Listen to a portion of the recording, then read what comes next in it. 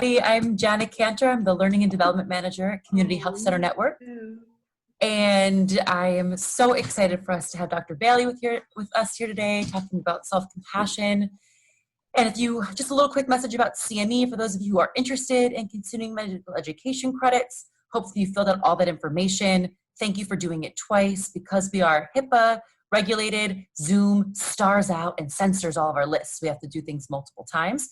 And in order to get your certificate of attendance, you'll need to complete an evaluation, which I will send the link to at the end of this session. It'll go into the chat box.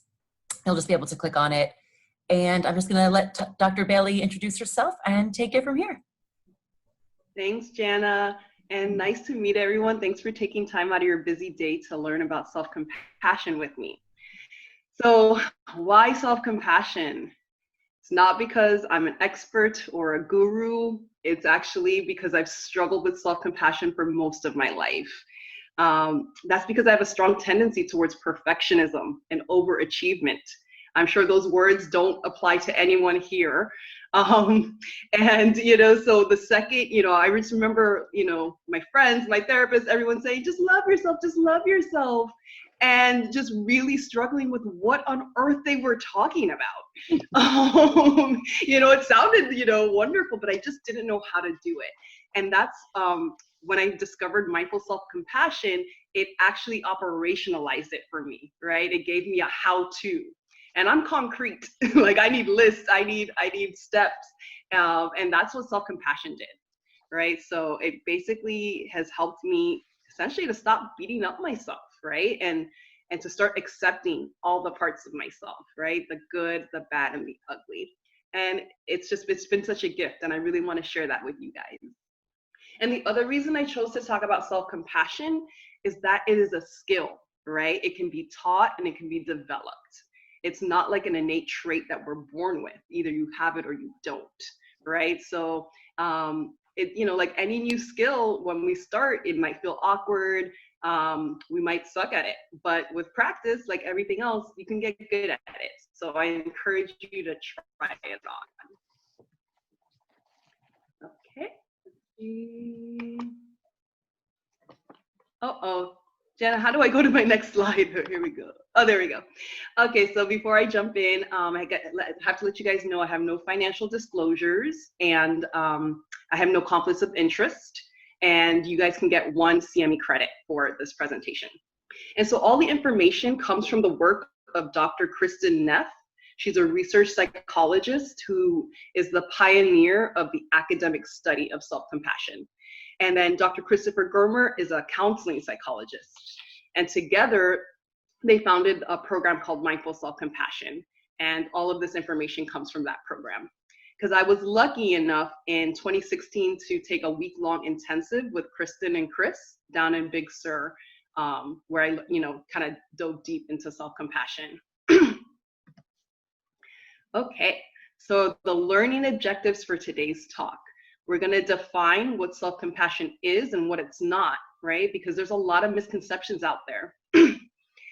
Secondly, we're going to describe the 3 components, right? We're going to break it down so, again, we can practically apply it to our everyday lives. And then we're going to practice some simple self-compassion exercises together. So, again, we can try it on. So, just to make this a little interactive, I want to ask you guys, when you hear the word compassion, what words come to mind? Or how do you think about compassion?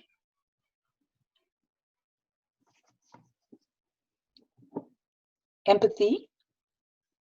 Empathy, good. Caring. Caring, great. Kindness. Kindness, yes. Any more? If you take the word apart, con in Spanish is with, and passion, so something that has passion in it. Exactly. You beat me to the punch. I was going to talk about the Latin. Yes, thank you, Susanna, right? So yeah, compasión, right? It means literally to be with pain. So that pasión is actually pain. Okay, great. Thank you, guys. And now, this is sort of more of a rhetorical question. Does that does it change for you at all, the word compassion, when you add the word self to it? And the reason I ask is that before I discovered self-compassion, I always thought compassion was something for somebody else, right? You have compassion for your patients, for your children, for the world. But the idea of turning that towards myself, that was foreign, right? And it actually felt a little bit awkward and uncomfortable at the beginning. Okay. So we're all clinicians here. We like to solve problems. So I figured we'd start with a case study. All right, so we've got Dr. Strange. She's a primary care doc. She's got 16 patients on her schedule. Luckily, everybody shows up and they have a problem list of 10 diagnoses. She's running late by lunchtime, so she decides to skip lunch to make up for the lost time. She ends her day at 6:30 after seeing a patient with chronic pain who again yells at her for not refilling her oxycodone early. She goes home exhausted and has 3 glasses of wine while finishing up her charts. So what is the diagnosis here? Is this a healthcare system failure? You know, why is Dr. Strange seeing 16 complex patients in one day? Is this a difficult patient syndrome, right? Is she dealing with a malingerer or a pain-seeking patient? Is Dr. Strange self-medicating with alcohol, right? That's a common coping mechanism in our field. Or is this just good old-fashioned human pain and suffering? Or is it all the above? And this one is a little rhetorical because I think we all know it's all of the above. But what I want to focus on is human pain and suffering, right? And not just out of a morbid fascination, but because you can't have a talk about compassion without talking about pain, right? Because again, compassion is about how we respond to pain, right? And as you can see from this non-exhaustive list, pain takes many shapes and forms, right? It could be mental, emotional, physical, spiritual, right? And, you know, all of us, we've chosen a field where we directly deal with the pain and suffering of others, right? So we have our own personal pain plus the pain and suffering of our patients. You know, so this is challenging, right? Not just on an intellectual level, but an emotional and spiritual level, right? So it's no wonder that burnout is such a persistent problem in our field. So, you know, of all the, you know, there's so many types of pain out there, but the one that I sort of want to hone in on for this talk is the pain of self-criticism, right? And again, the reason I want to focus on this is that I think it's very ambitious people, right? And it tends to be a response to one of the other kinds of pain, particularly the pain of failure and the pain of feeling inadequate, right? And I think this happens, I think we move towards self-criticism because bad, wrong, and abnormal, right? And in turn, we then consider ourselves bad, wrong, or abnormal, right? If we're feeling like failures or we're feeling inadequate. So let's actually compare and contrast the two approaches to dealing with our pain and suffering, right? The inevitable pain and suffering that comes from being alive. Let's start with the self-critical approach, right? Relating to our pain with judgment, right? Blaming and shaming ourselves for feeling either angry, sad, confused, again, like a failure. What does this do to us? Essentially, this creates a psychological sense of fear, right? And when we're fearful, that activates the fight, flight, freeze system, right? That revs up our cortisol levels and our adrenaline levels, right? So we're swimming in stress hormones, right? And that's actually what leads to the physical and cognitive manifestations of burnout. I mean, just think about it for a second, right? Like when you feel fearful, do you make your best decisions?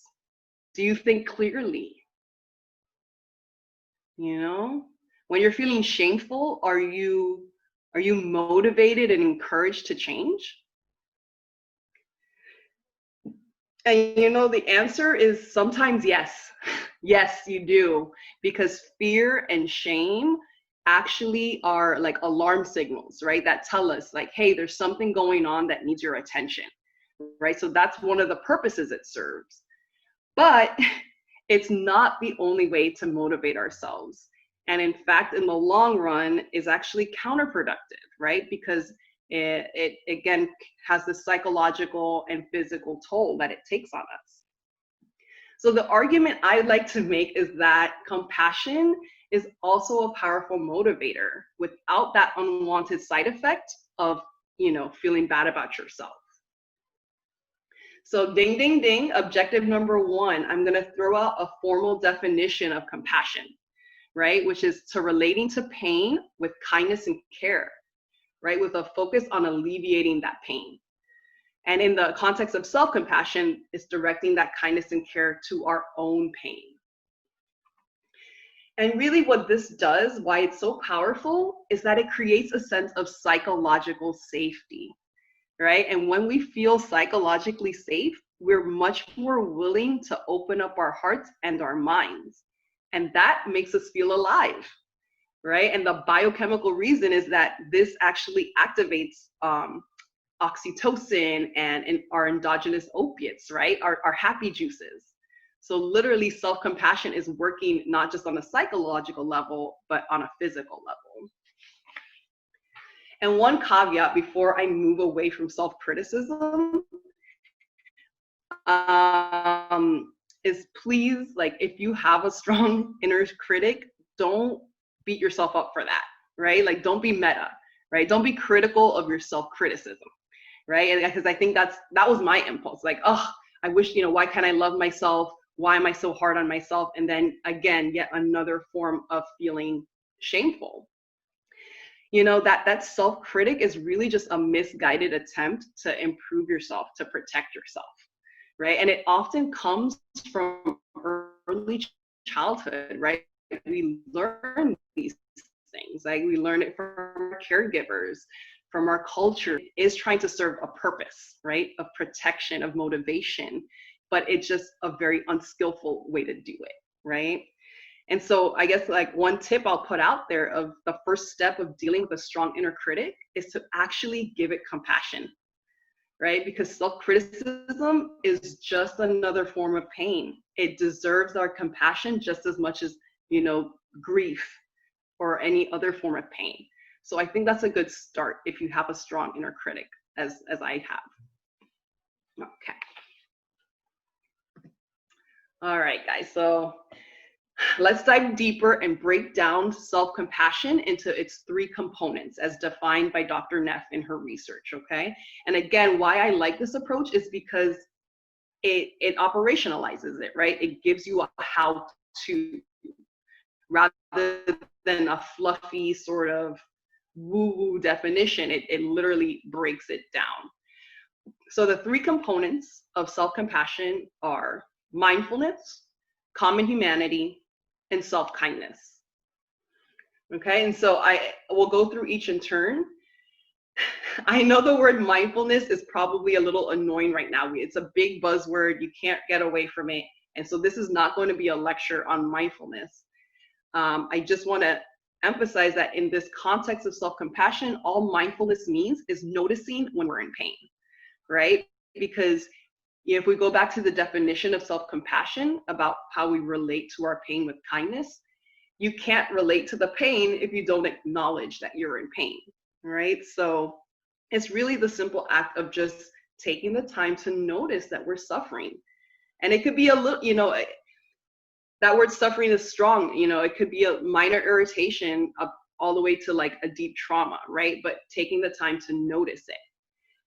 The other part of the mindfulness piece is something called balanced awareness, right? So this is what allows us to acknowledge the pain without getting caught up in the pain, right? Without becoming, you know, having the pain define all of us, right? Because essentially what this does, the mindfulness does, is it allows us to say, here's the pain and here's the part that's noticing the pain, right? So there's basically just gives us space around the pain. Okay.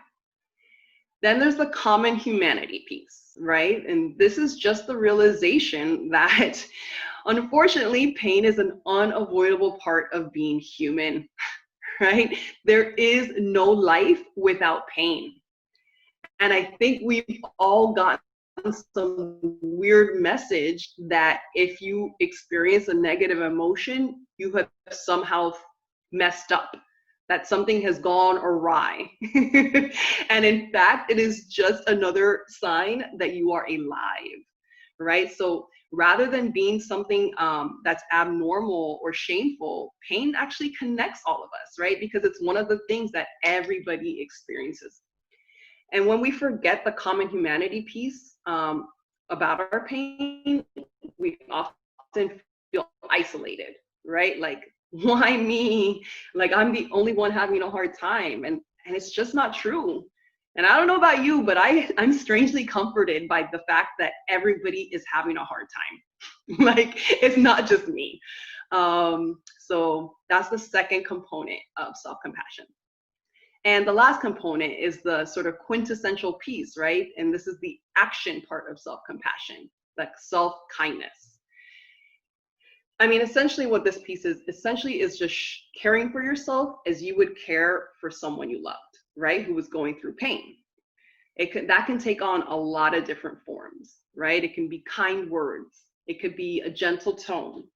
It could be a physical gesture, right? A hug, a hand on a shoulder. And then when we apply it to ourselves, it could look like a self-care activity, right? Or reaching out to a loved one. But again, the point of the self-kindness is that we are taking action to alleviate our suffering, right? We're exactly, it's like it's not passive, it's an active component. And what I like about the self-kindness is, again, it really taps into that idea that we are bigger than the pain, right? That there's a part of us that is able to provide comfort and wisdom while we're also dealing with this, difficult situation. Okay.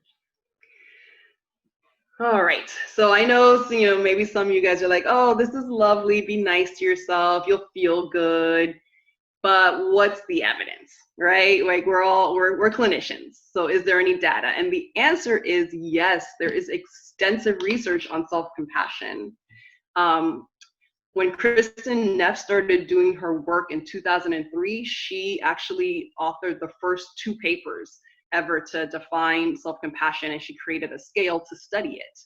And since 2003, there's been over 250 articles and dissertations on the subject of self-compassion. So it's exploded, and we have a lot of good outcome data. So not surprisingly, people with high self-compassion have increased positive mind states, right? If you're being kind and caring, you're much more likely to feel joy, gratitude, optimism, right? Much more than a self-critical mind state. And people who are self-compassionate tend to be more emotionally intelligent, right? They're aware of their own emotions and the emotions of others. And they're able to have that awareness without being consumed by the emotions. And again, that's a testament to the mindfulness piece. People with high in self-compassion have increased resilience and coping skills, right?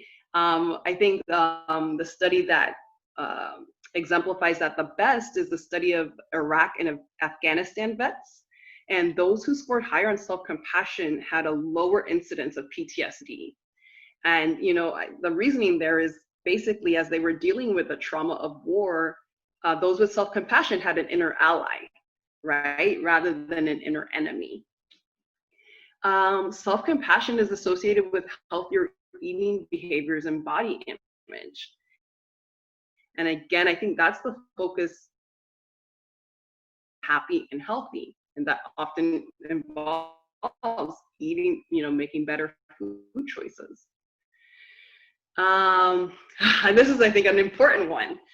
People high in self-compassion have more emotionally stable romantic relationships, right? And we all know intimate relationships are hotbeds for pain and suffering. Like being that close to another human, friction is going to happen, right? Conflict will arise, right? So self-compassion basically gives you that inner resource to deal with the inevitable conflict that happens in intimate relationships. And I think the other reason it's so powerful in that context is basically you don't have to rely on your partner to deal with all of your, all of the stuff that comes up for you, right? You're able to sort of nurture yourself so that your partner, let's be real, they're going to have their own problems. And it just takes a little bit of weight off the relationship in that way. People behind self-compassion actually have increased motivation to take on new challenges, right? The reasoning behind that is essentially like, you're doing something new, you may not be good at it, right? You might fail, you might make mistakes, you might just not be good at it.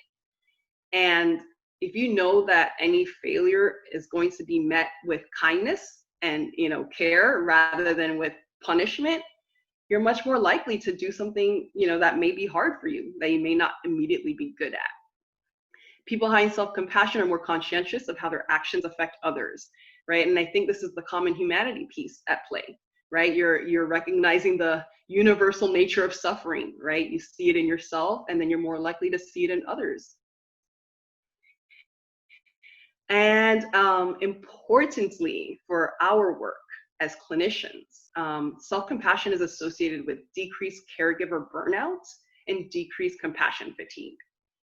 And, I think the reason self-compassion mitigates these things is because essentially it allows us to recharge our emotional batteries, right? We're taking the time to care for ourselves so that we have more to give, right? It's, basically running on a full tank. Compassion relates to the provider-patient relationship is this phenomenon called empathic resonance, right? So that word empathy, it involves taking the perspective of someone else and sometimes even feeling what they're feeling. And I think we often just look at it going from us as providers feeling the pain of our patients, but the reality is that it goes both ways, right? It's actually bi-directional. Our patients are actually feeling our feelings too. They have mirror neurons that get fired as well. And so, when we have self-compassion active within us, patients can sense that loving, connected presence, and that in and of itself can be healing, right? So, it's a relationship. It goes both ways.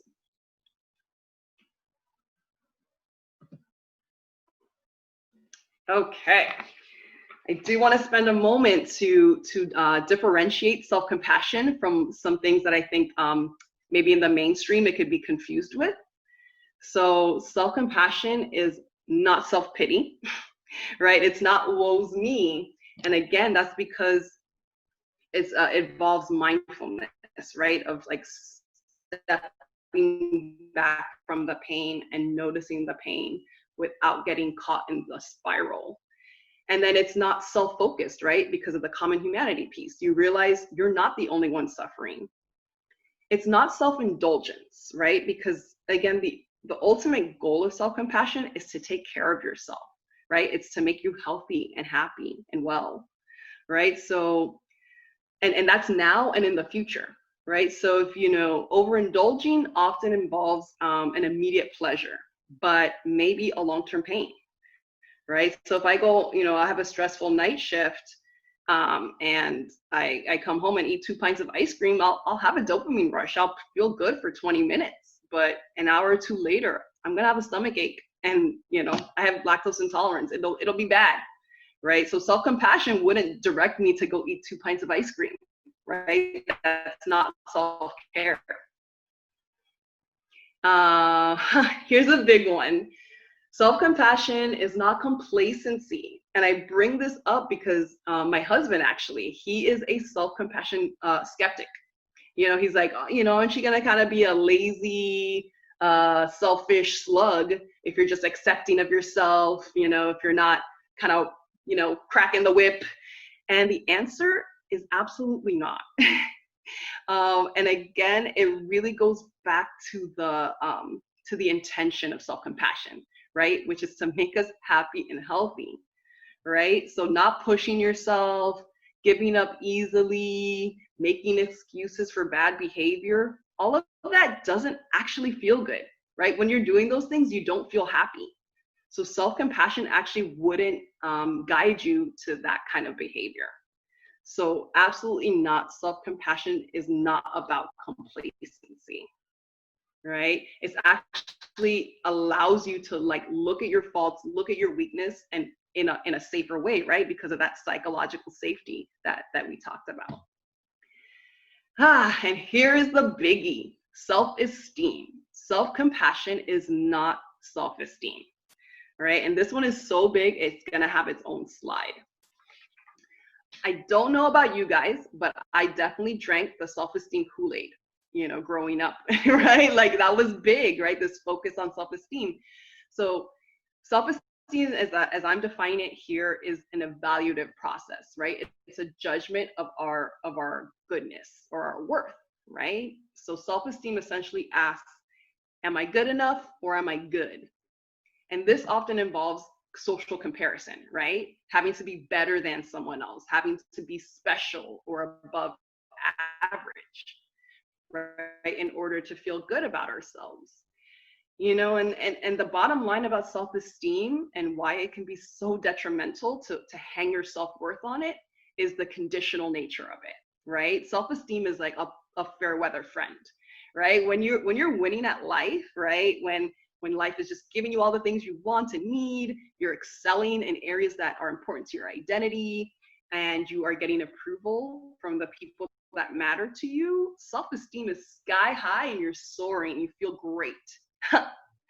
But self-esteem plummets the second you're not winning anymore, right? When life is just not giving you all your wants and needs, and you're underperforming, right? In an area that means something to you, or you're not getting the approval that you desire, right? So if you use self-esteem as your sort of barometer for self-worth, you will be on an emotional roller coaster, right? Because there's just no way to maintain constant achievement and approval. Like no one can do that.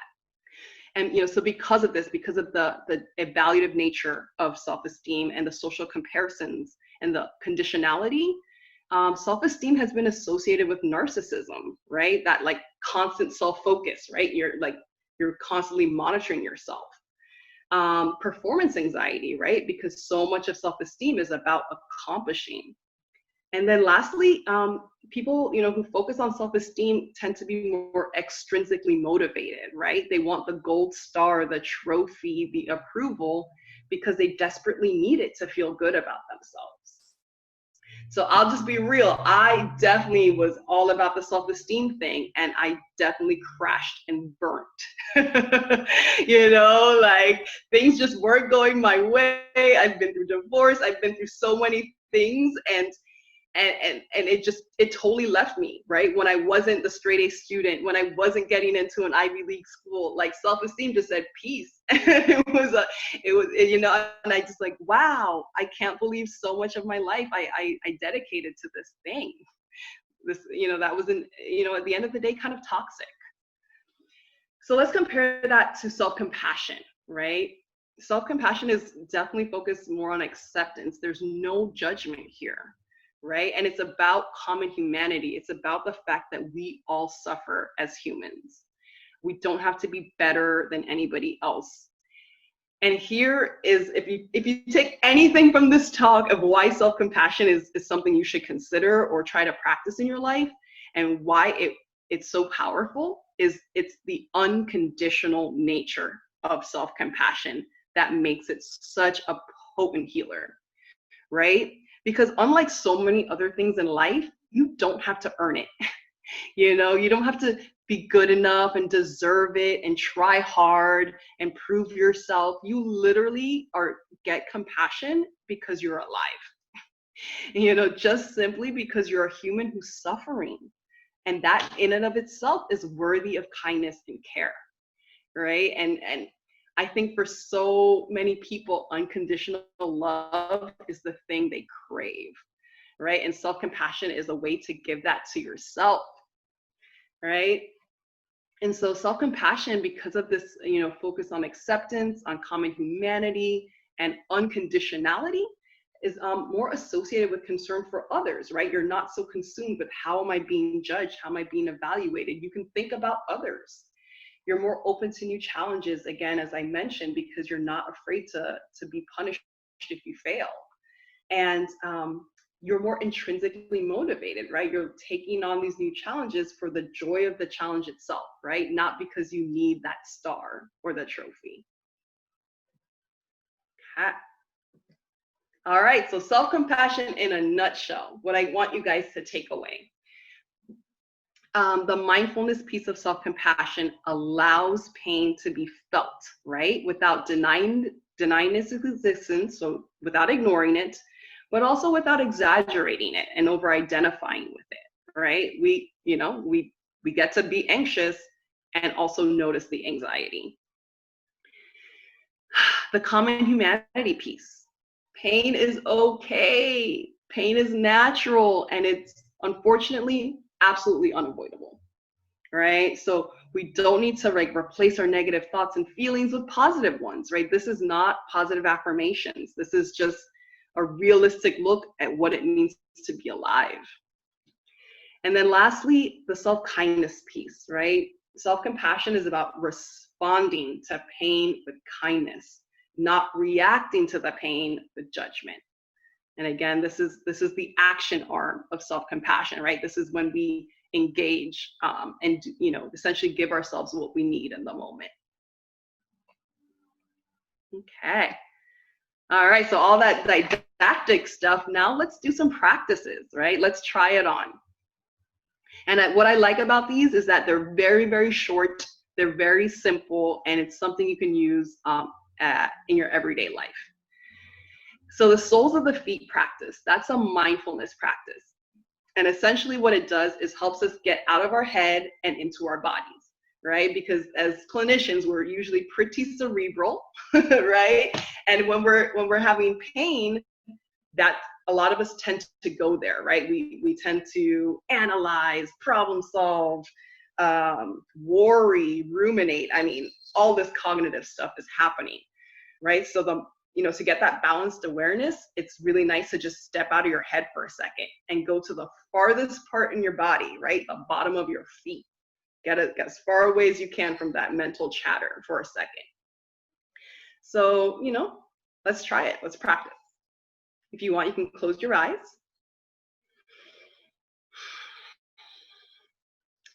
And, just take a moment to feel the sensations in the bottom of your feet.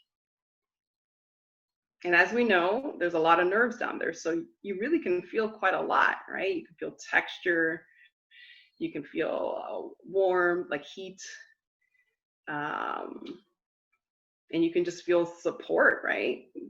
The ground is supporting us. Right now I feel sweat because I've got sweaty feet.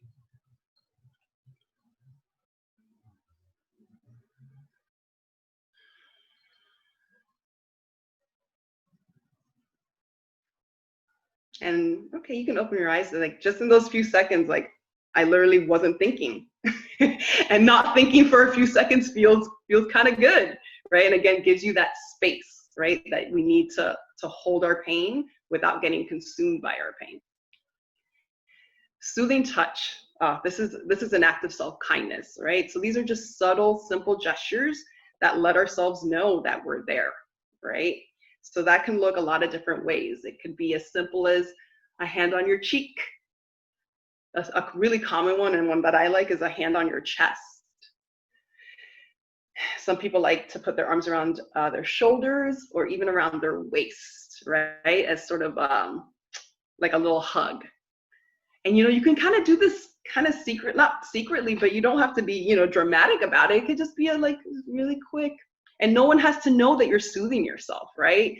You have that patient yelling at you, like, a quick mm-hmm. And this whole time, like you're connecting, right? So yeah, let's close our eyes and practice that. You know, just pick a body part that you think it would feel really good right now to just have some gentle touch.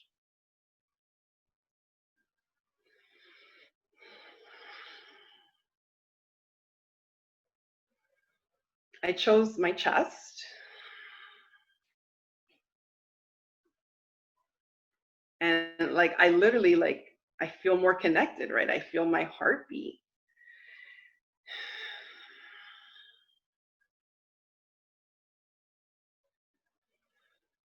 You know, like, and what's happening when we touch ourselves like this is, you know, our oxytocin levels are rising, right? Like our mammalian caregiving system is being activated, right? This is why babies crave touch. And at the end of the day, we're all just big babies. And then last but not, we can open our eyes.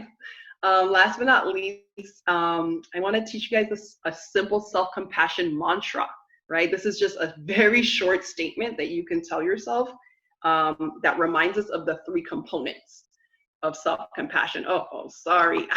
Come on, guys. So the 3 components. This is a moment of suffering, right? That's the mindfulness piece. Sorry, guys.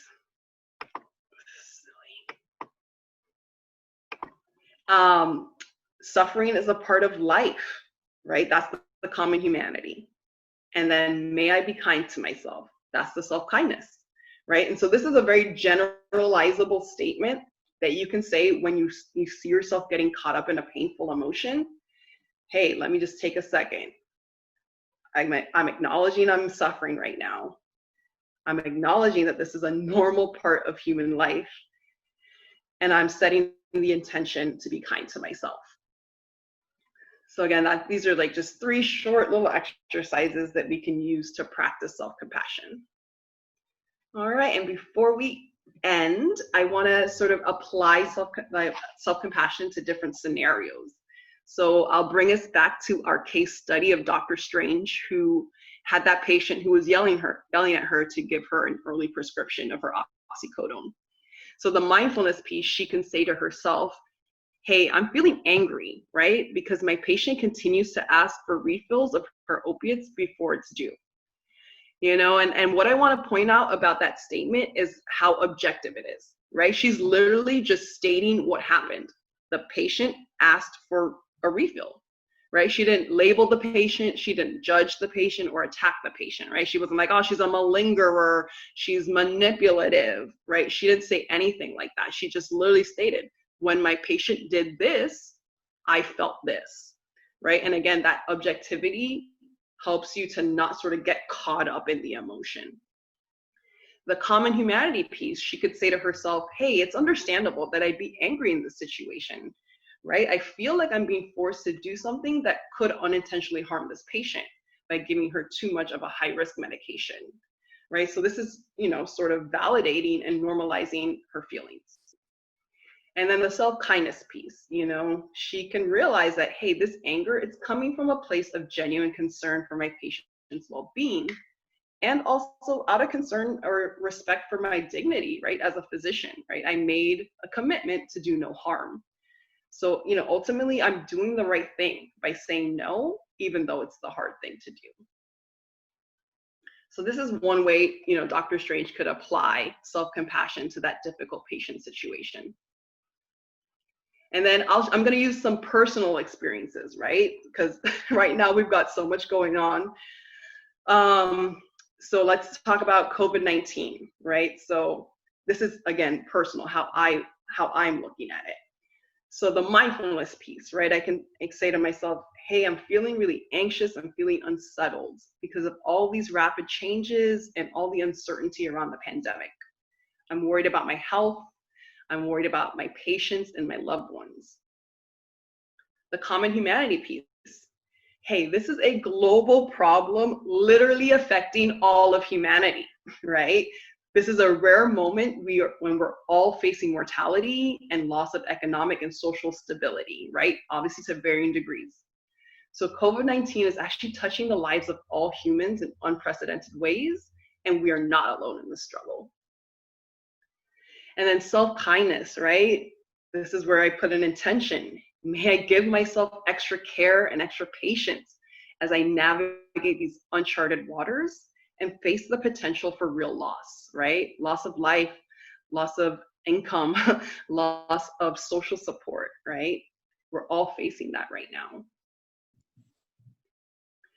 And then another major issue that we're facing as a society, right, and as individuals is systemic racism, right? So how can we apply self-compassion to this behemoth of a problem, right? So again, this is my personal experience. So mindfulness. I feel a deep, deep sense of anger and sadness when I think about all the violence and suffering that has happened at the hand of racism. And you know what? When I notice my own biases, because I have biases too, and my own unchecked privilege, you know, I feel guilty and I feel shame sometimes because I've internalized some racist ideas. Then there's the common humanity piece, right? Hey, racism has been baked into our culture and society for ages, right? It creates suffering on so many levels because it divides us and creates false hierarchy. We all have a part in unlearning racist constructs and dismantling systems. And then the self-kindness pieces. Hey, Tamika, may I be kind and understanding with myself as I commit to unrooting racism in my mind and in our society, right? Because it's on all levels. And then, okay, I want to end on an upper, right? On a bright side, right? This talk has been mostly about pain and suffering. And again, that makes sense, right? Because compassion is a response to pain. But we could also practice self-appreciation, right? This essentially directs the three components towards our positive qualities and towards our success, right? Because life isn't only pain and suffering, contrary to what Nietzsche would tell us, right? So basically, you know, we mindfully acknowledge like when we're feeling good. And the common humanity piece would be, hey, all humans have goodness within them, right? You, me, our political leaders, everybody has some form of goodness within them. And then the kindness piece, it looks like sincere praise, right? So self-appreciation is not self-esteem, right? Because again, it doesn't require any comparison or any specialness, right? So I'll give an example of this. So, okay, hey Tamika, you just gave a talk on self-compassion to your colleagues, and hopefully a helpful talk on self-compassion to your colleagues, right? So that's me acknowledging something I've done that I thought was good. And then the common humanity piece is, hey, we all have something to contribute, and you've just contributed something that hopefully will help your colleagues deal with their personal pain in a healthy way. And then the self-kindness piece is, I'm proud of you. I'm proud of you for putting yourself out there for the benefit of others. And that is it for the presentation. I do want to direct you guys to all these wonderful resources on the internet. Again, Kristen Neff, her website is just selfcompassion.org. And what I really want to emphasize is that she has a self-compassion quiz, again, based on the scale that she uses in her research. And if you think you're going to actually try to practice self-compassion, I recommend doing like a pre and post, right? It's like seeing where you are right now, like a baseline, and then practicing for a few months and then retaking the test to see, see if you've grown in any way. And then I will put a plug out for her book. It's just called Self-Compassion. Oh, actually, the tagline is The Proven Power of Being Kind to Yourself. And then Chris Germer, he has his own website and then his own book, and his is called The Mindful Path to Self-Compassion. And I'll recommend, both of the books have a lot of, it's like a workbook almost, right? There's exercises, you're journaling, you're reflecting, you're meditating. So it's like, it's a very active kind of book. It's not just a didactic read. And then the Center for Mindful Self-Compassion, that's where you can learn about intensives like the one I did in Esalen, workshops, and then you can actually get trained to be a self-compassion coach or find a coach if this is something you want to, kind of go deeper with. And with that, I will open up for questions and comments.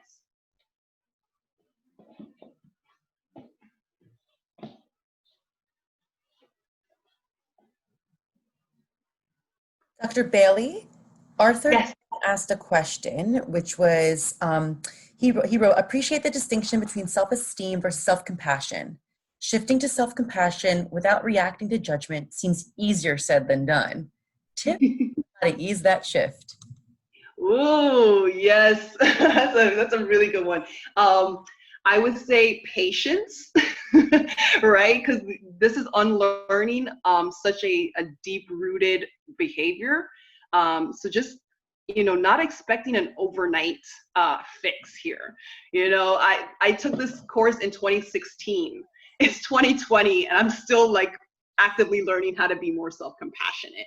And I think one of how I kind of dealt with it was realizing how impersonal it was. That like, it wasn't my fault that I got caught up in self-esteem, right? Like it was taught, and a lot of us got caught in the trap, right? And so that took a little bit, like, because honestly, I felt shameful about it, right? Like, how did I get so, caught up in winning, right? Like, I thought I was better than that.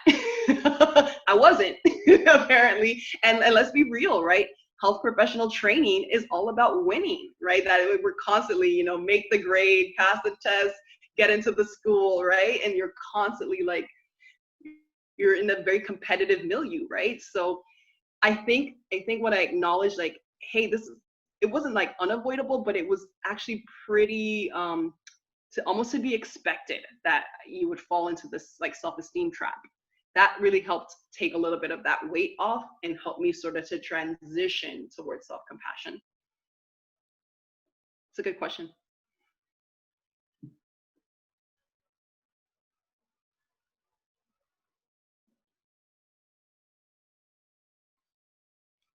Any more on the chat?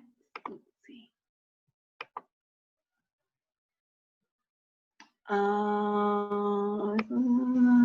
Okay, let's see. Should I read out loud Arthur's question? So someone wrote, what about when I am the cause of anger and fear for others? Is not the self-compassion allowing being to continue this bad behavior? How will I get the feedback to help me change? Okay, yeah, that's a really good question. And again, I think that one goes back to, is self-compassion going to make me, essentially not address my bad behavior? And in fact, it's the exact opposite.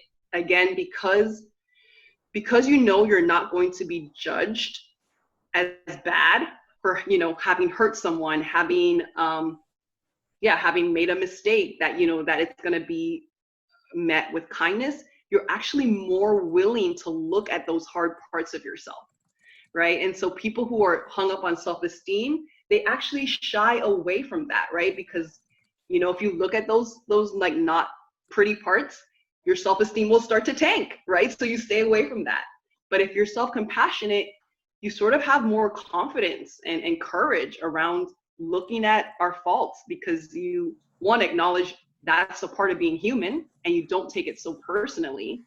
And two, you're going to be kind to yourself as you do the work of working through whatever that fault may be. So it's really actually quite the opposite.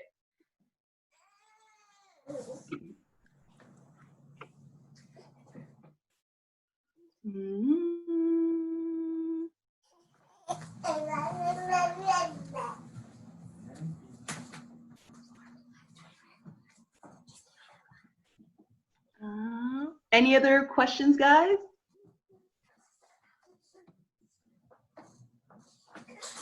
Okay. All right. Well, thank you, everyone. Is Jana still here? I sure am. I was just seeing if anyone else had any questions or any last comments for you, anything. And also, if you would all please complete the evaluation. I'm sending the link over here. Just click it right now, and that way it's on your screen. And we would love for everybody to complete it, especially if you would like CME then definitely we need you to complete the evaluation. And it looks like Veronica said she'd like to know a little bit more about the coaching part of it while I was saying that. Oh, yeah. Yeah, definitely. I would go to I would just Google mindful self-compassion, and that'll take you to the program page, and they will, I'm pretty sure there's a list of coaches, and you probably can search by zip code. And then there's also ways to become a coach, right? If you really want to dive deep, and then, provide this service to your patients. Yeah, so definitely mindful self-compassion. Just Google it; it'll pop up. Nice. All right. Yeah, before I end, you know what I realized? I actually didn't introduce myself. So, who am I? You guys got my name. It's Tamika Bailey. I'm a hospitalist. I work at Alta Bates in Berkeley. I forgot to mention that part. And I'm a night doc, right? So I've been a nocturnist for 7 years. Hopefully not forever. I'm getting a little burnt out with that, I'll be frank. I think I'll actually hopefully be moving towards geriatrics. And I plan to apply for Geri Fellowship at UCSF. And I did my residency at UCSF. So yeah, that's just a little bit about me. I realized I jumped right into it without doing the intro. So sorry, it's a little backwards. We're glad we got it. And thank you so much, Dr. Bailey. Thank you all. I hope this was helpful. It was very helpful. Thank you, Dr. Bailey. Thank you. Take care, everybody. Yeah, Love feel free to unmute yourselves. Yeah. And now you know how. Okay. Bye, guys. Thank you. Bye.